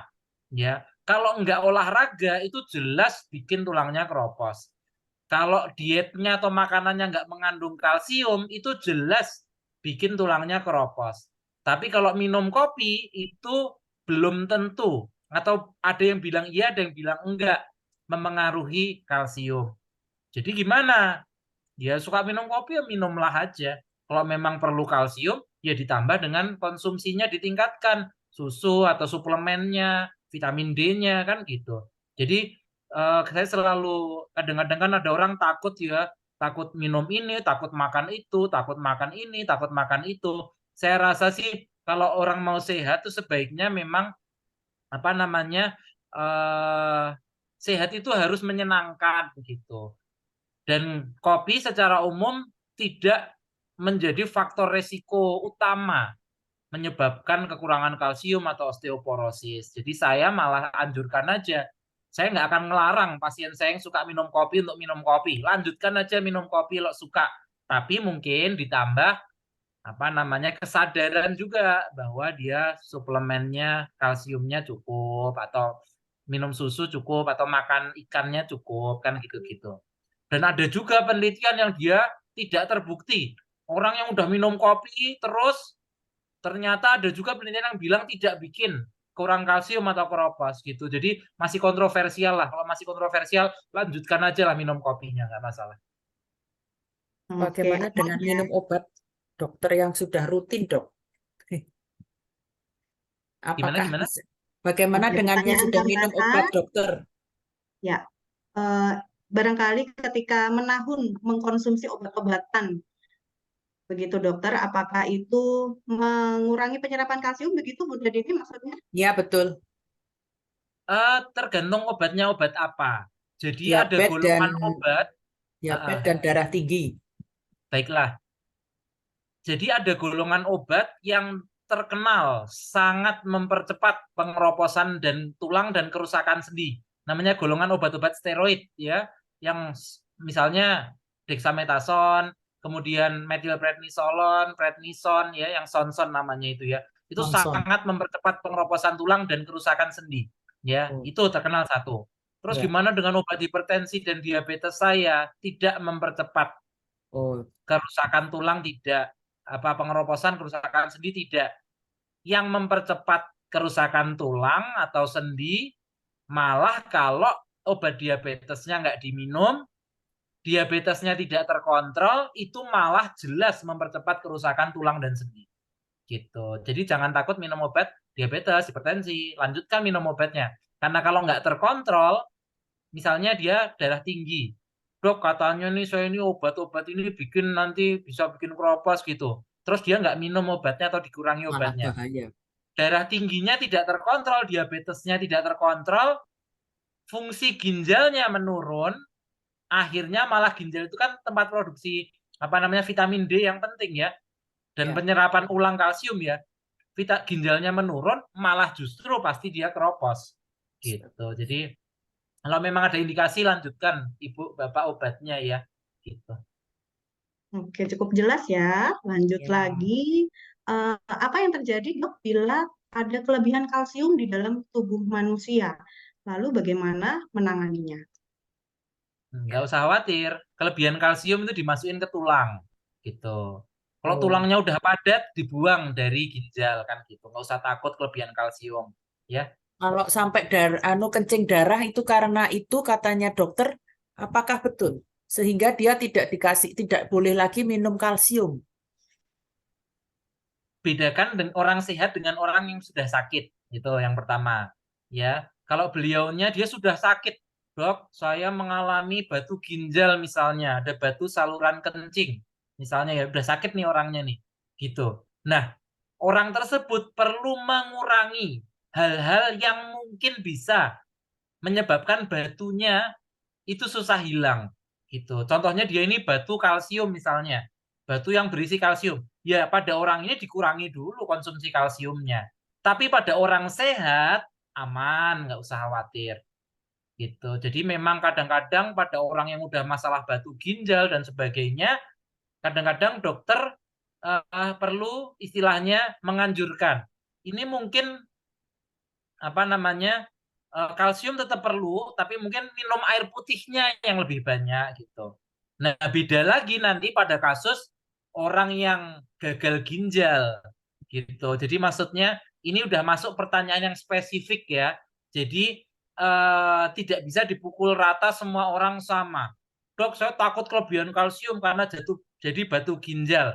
Perlu takut kalau orangnya udah ada sakit batu ginjal. Kalau belum ada, tidak terbukti konsumsi kalsium akan menyebabkan batu ginjal. Ya, tapi memang perlu minum air putih yang cukup, ya nggak harus banyak, cukup kebutuhan hariannya. Bukan cuma untuk nggak kena batu ginjal, biar nggak kena penyakit yang lain, nggak kena infeksi saluran kencing, nggak kena penyakit apa namanya. Karena kan batu ginjal itu nggak hanya kalsium, ada batu asam urat, ada batu yang lain penyebabnya ya. Jadi tetap sakit nggak sakit batu ginjal, minum nggak minum kalsium, tetap harus minum air putih yang banyak supaya sehat ginjalnya gitu. Oke dokter, jadi highlightnya Bapak Ibu jangan lupa minum air putih yang cukup ya. Dan tadi jangan takut kelebihan kalsium. Yang lebih bahaya adalah kalau kurang kalsium. Jadi konsumsi kalsium yang cukup. Oke, lanjut kembali. Izin bertanya dok, usia menabung tulang ada pada masa pertumbuhan dan produktif, sementara pada fase usia ini cenderung pola makan, minum serba asam dan kurang kalsium. Pertanyaannya Pak Jafrat mungkin barangkali bisa diperjelas ya. Oke, kita lanjut dulu, skip dahulu dengan pertanyaan berikutnya. Kemudian saya tahun lalu disuruh operasi lutut, yang tadinya lutut kiri saya disuntik, tapi kemudian disuruh operasi lutut, tapi saya tidak mau karena sudah konsumsi Joint Plus. Dewi, Kemudian bisa teratasi. Ya, Pak Jafrat, silakan. izin tadi ngetiknya belum selesai, terlanjur Oh dia. baik, boleh Iya, dilanjut, jadi boleh langsung Pak maksud Jafrat. saya pada fase itu kan rawan. Jadi saat tulang hendak dibentuk, tetapi justru anak-anak itu banyak sekali mengkonsumsi yang mungkin justru menyebabkan mereka berpotensi untuk cepat mengalami osteoporosis. Nah, ini gimana nih? Mungkin menurut dokter sebaiknya seperti apa? Apakah sudah bisa ditangkap, Dokter Asa? Ya, dokter rasa tergangguan. Ya, betul sekali.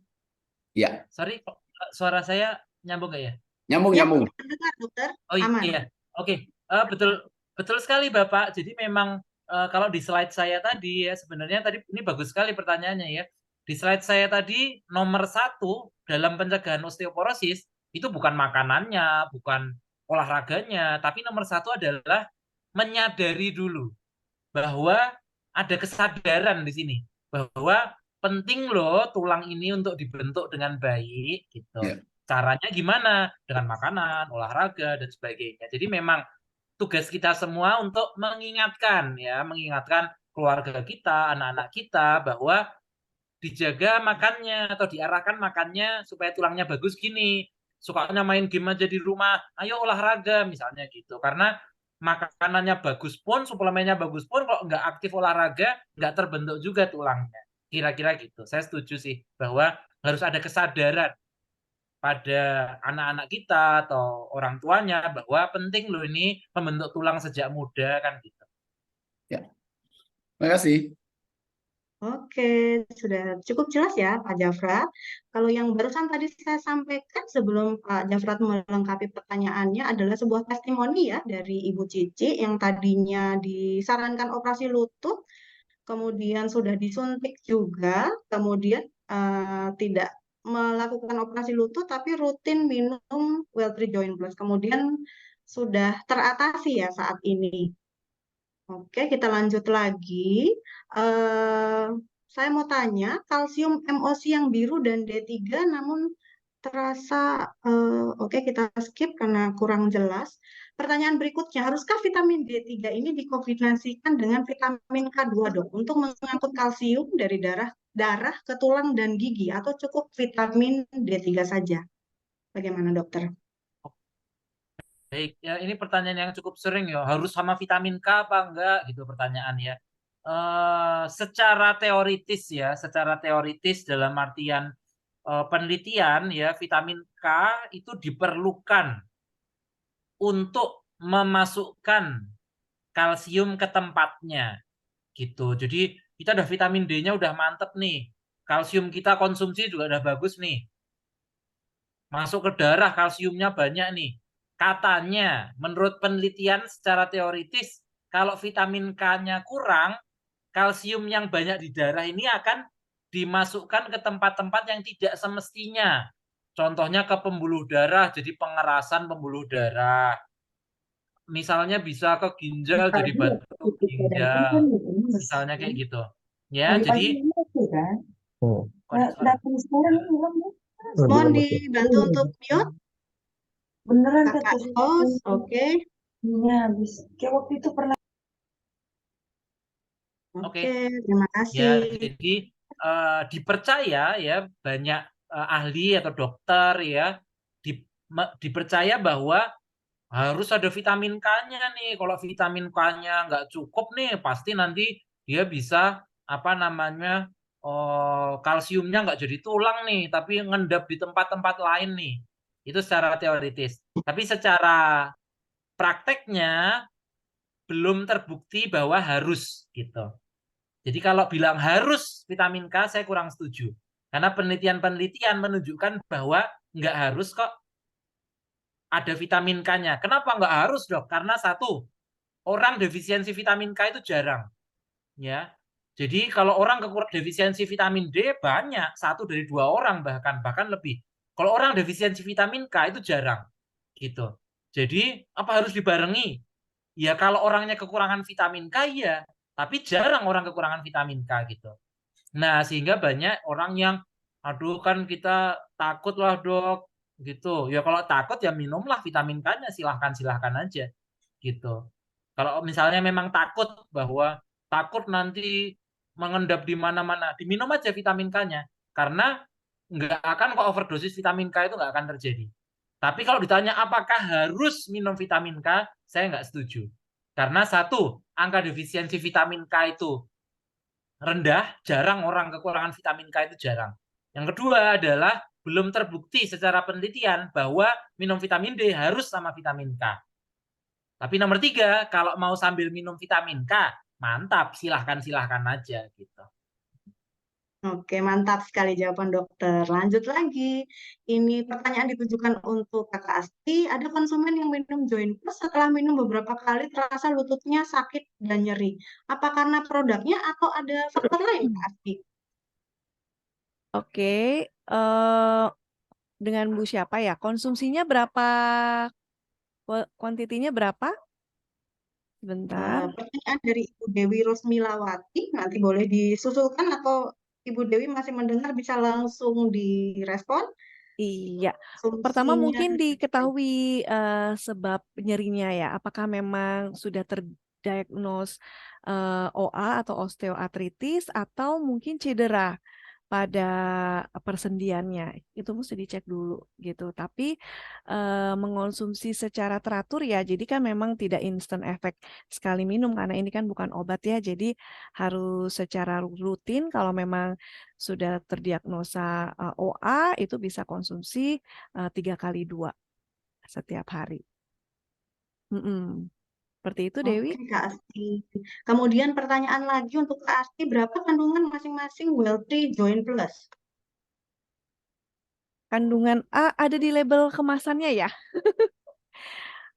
Sebentar, ini coba nih kebetulan saya konsumsi juga orang tua saya. Jadi kalau untuk chondroitin itu ada 200 mg kandungannya, MSM ada 125 mg, dan mangan ascorbat ada 38 mg, sedangkan untuk glukosaminnya ada 250 mg.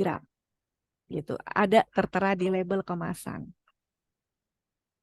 Oke, masih dengan Kakak Asti nih pertanyaan lanjutan. Untuk usia 62 tahun, perlu konsumsi berapa D3 dan MOC-nya? Oke, untuk usia 62 tahun bisa dilihat dulu apakah gaya hidupnya sudah misalnya rajin olahraga, kemudian pemeriksaan, apakah sudah melakukan pemeriksaan kesehatan tulang juga gitu. Kalau misalnya sudah terus ada di angka atau area merah ya, yaitu sudah bisa mengonsumsi untuk MOC-nya 3x2 setiap hari. Untuk vitamin D3-nya bisa mulai dari 1 sampai 2 tablet setiap hari. Jangan lupa aktivitas olahraga dan berjemur. Gitu. Oke, terima kasih Kak Asti. Kemudian pertanyaan berikutnya untuk Dokter Asa, cek padatan tulang itu sebaiknya berkala ya dok? Sebaiknya berapa bulan sekali? Apakah 6 bulan sekali? Tidak juga. Jadi kalau dia masih apa namanya, kalau dia bukan population at risk namanya ya, bukan orang-orang yang beresiko mengalami osteoporosis, itu mungkin cek sekali aja gitu, that's good. Bahkan nggak dicek pun nggak apa-apa. Kalau dia bukan orang-orang yang dalam resiko. Contohnya nih ya, saya punya anak misalnya, anak saya masih bayi sih, masih balita, nggak perlu dicek kepadatan tulang, ngapain? Dia suruh olahraga aja, aktivitas fisik. Asal dia aktivitas fisik kena cahaya matahari pasti mantap tulangnya, kan gitu. Atau mungkin remaja umur 16 tahun gitu, nggak usah cek kepadatan tulang buat apa? Berlebihan, ya.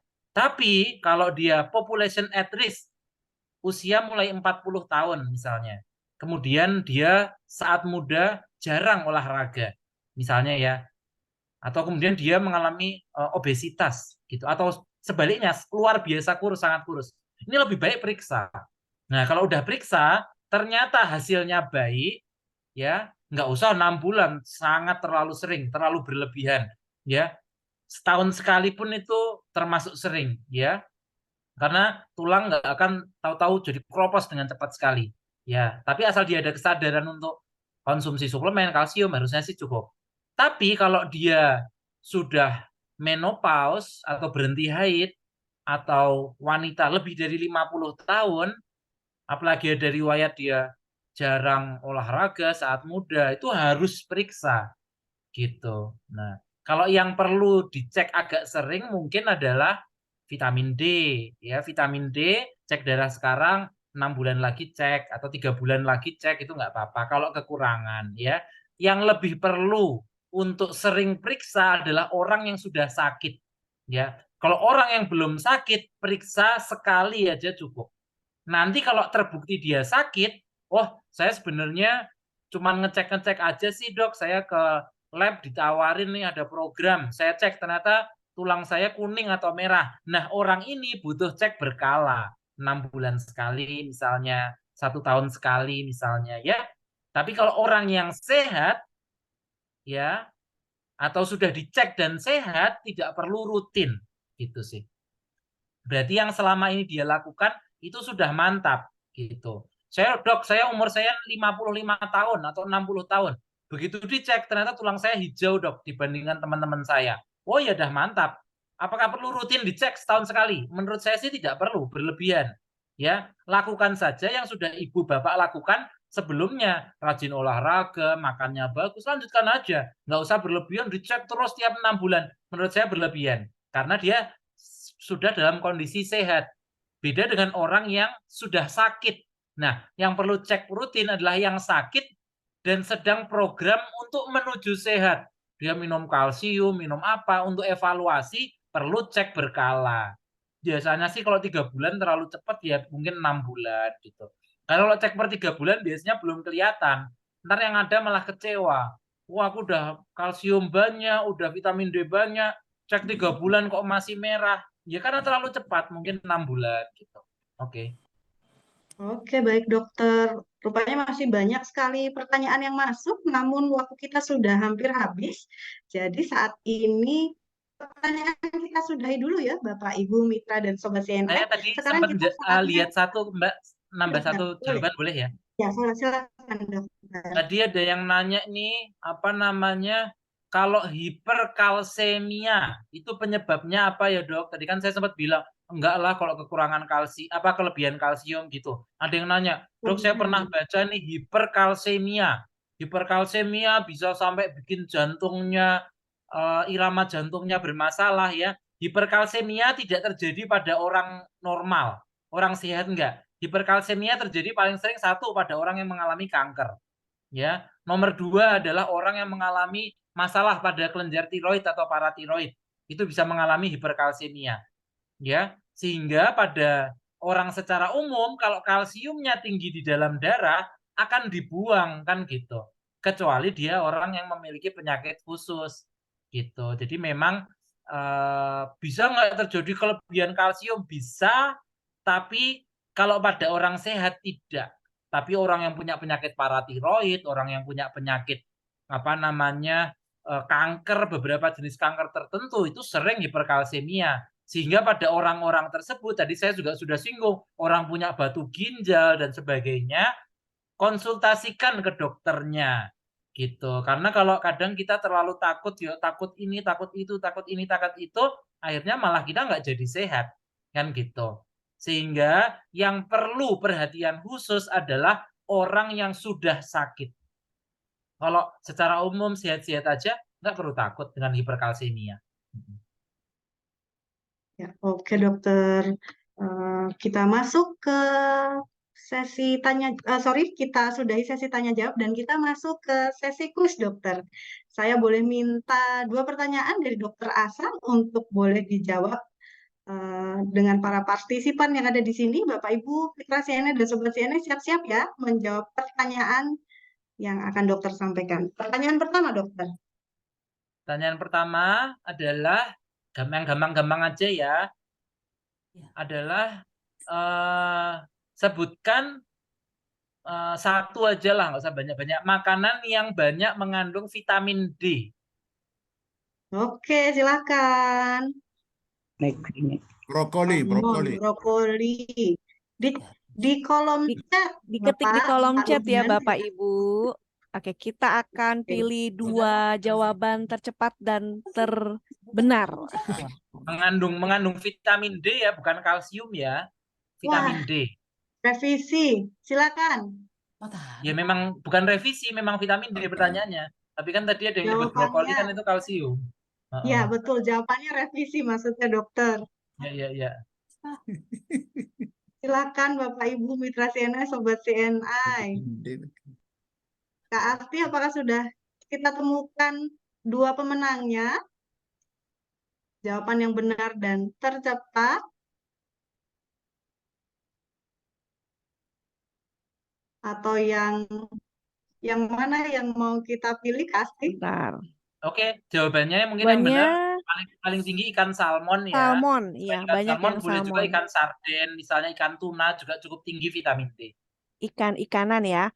Oke, ini sudah ada yang tercepat dan benar, Bapak Wiono. Jawabannya ikan Selamat, salmon. Kak Wiono. Dan Ibu Eka Prasetyawati jawabannya juga ikan salmon. Iya. Selamat Bu Eka. Oke. Catat. Oke, silakan. Selamat menjawab.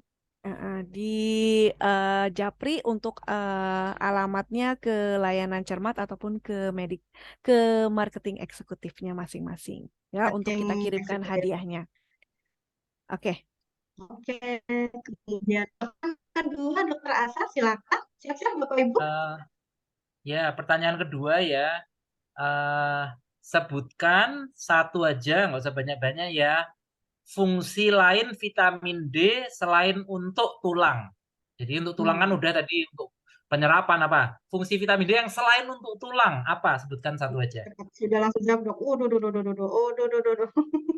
Sudah langsung banyak sekali. Udah jago-jago ya Bapak Ibu Mitra CNI. Oke, dimulai dari chat yang 2052 Kak Asti. Iya, sebentar ini. Oke, jawabannya mungkin yang utama Ya, untuk imunitas ya, untuk pertahanan tubuh. Gitu, mantap. Sudah ada nih dari Ibu Agung ya, Bu Windari Santi, jawabannya imunitas. Kemudian disusul yang kedua ada Ibu Suwarti Yatim, jawabannya juga imunitas. Gitu. Selamat. Selain imunitas tadi juga untuk rambut ya dok ya, kerontokan rambut juga bisa ya dok kan ya? Ya banyak untuk kerontokan rambut, untuk kekuatan otot, Kekuatan untuk otot, apa namanya memperbaiki mood, nggak gampang cemas, nggak gampang depresi, nggak gampang sedih, dan sangat banyak fungsi yang lain. Iya, betul. Oke, jadi untuk Bu Agung dengan Bu Suwarti Yatim ya, nanti mohon dikirimkan alamatnya untuk kita kirimkan hadiahnya. Ya, Oke, selamat sekali lagi. Pertanyaan berikutnya boleh dari Kak Asti. Satu pertanyaan Kak Asti. oke, saya ya kebagian ya. Baik, ini pertanyaannya gampang juga terkait produksi NI. Jadi cukup dijawab benar atau salah pernyataan saya. Oke. Salah satu suplemen kesehatan CNI untuk membantu asupan kalsium adalah Well3 Joint Plus. Benar atau salah?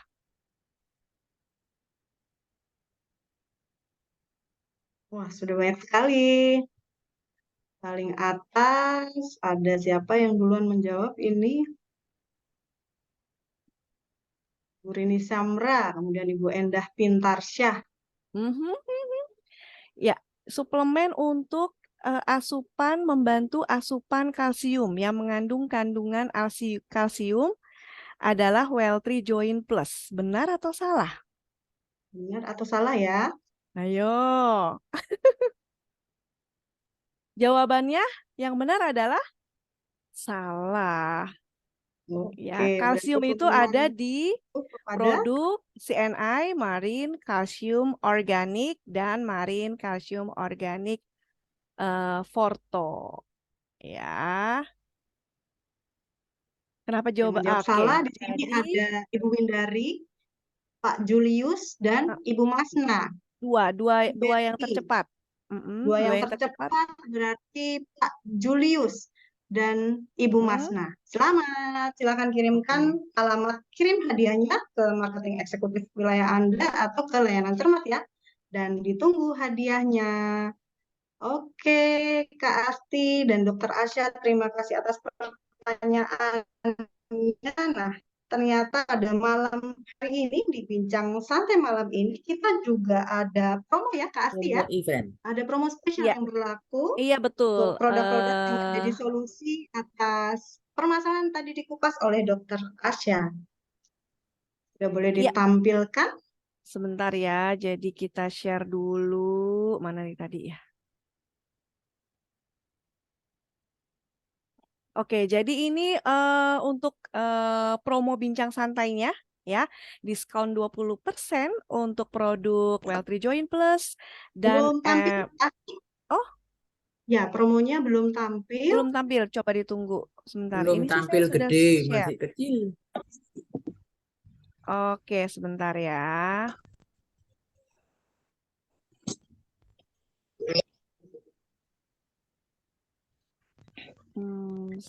Sebentar. Oke. Sudah kelihatan?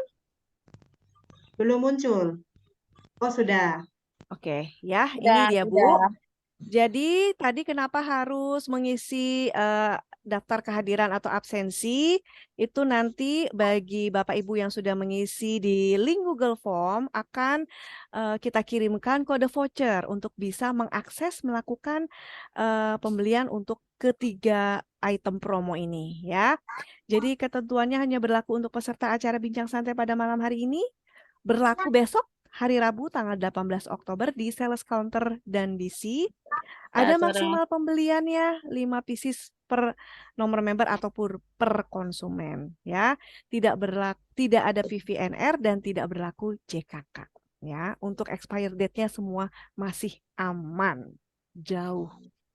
Oke, boleh nanti di foto atau di screenshot silakan. Daftar ngisi Google Form-nya di mana? Nggak ada ininya. Ya di sini juga Ada di Ibu foto tadi di Bapak kolom Ibu. chat ya. Oke. Ada di chat tadi sudah. Iya, kalau misalnya tidak bisa, nanti lapor saja ke marketing eksekutif masing-masing ya. Mungkin ada kendala untuk Ya, boleh. mengakses linknya. Oke. Oke, jadi bagi Ya, Bapak lanjut. Ibu yang sudah mengikuti Bincang Santai pada malam hari ini, jadi apabila ada kesulitan mengisi Google Form-nya, boleh lapor secara manual ya ke Ya, marketing itu saya udah lapor Mbak Dewi. kepada Sudah isi, Dewi, Mbak Dewi. kepada Kak Melani atau Kak Dani, silakan japri by WhatsApp saja. Promonya sangat menarik ya, berlaku besok, diskon 20%. Jadi hanya bagi yang ikut acara bincang santai pada malam hari ini. Baik, ini di akhir acara kita, Dewi ingin menyimpulkan sedikit Punya mengenai sesi apa ini, yang sudah kita bahas. Mohon dibantu untuk mute audionya. Oke, kita masih ada sesi sedikit lagi. Jadi kalau boleh Dewi simpulkan, osteoporosis dan osteoartritis ini adalah suatu penyakit yang sudah pasti dialami oleh semua orang. Namun dengan menjalankan gaya hidup yang sehat, memenuhi nutrisi yang dibutuhkan seperti kalsium dan vitamin D3, juga olahraga yang rutin serta suplementasi yang tepat, maka ini akan membantu mencegah agar penyakit tersebut tidak terjadi di usia produktif. Untuk itu, yuk kita mulai menabung kalsium dan vitamin D dari sekarang dan jangan tunggu nanti-nanti ya. Baik, terima kasih atas kehadiran Dr. Asa Ibrahim, kemudian dengan Kak Asti juga Bapak Ibu serta Sobat CNA yang hadir di sini. Terima kasih atas kehadirannya, terima kasih atas pertanyaannya, antusiasmenya. Sampai jumpa lagi di Bincang Santai CNI di waktu-waktu mendatang ya. Selamat malam, salam sehat semuanya. Wassalamualaikum warahmatullahi wabarakatuh. Waalaikumsalam. Terima kasih, Mbak Dewi. Terima kasih Dokter Asa. Sampai ketemu lagi. Jangan kapok diundang oleh CNA ya, Dokter Asa. Thank you.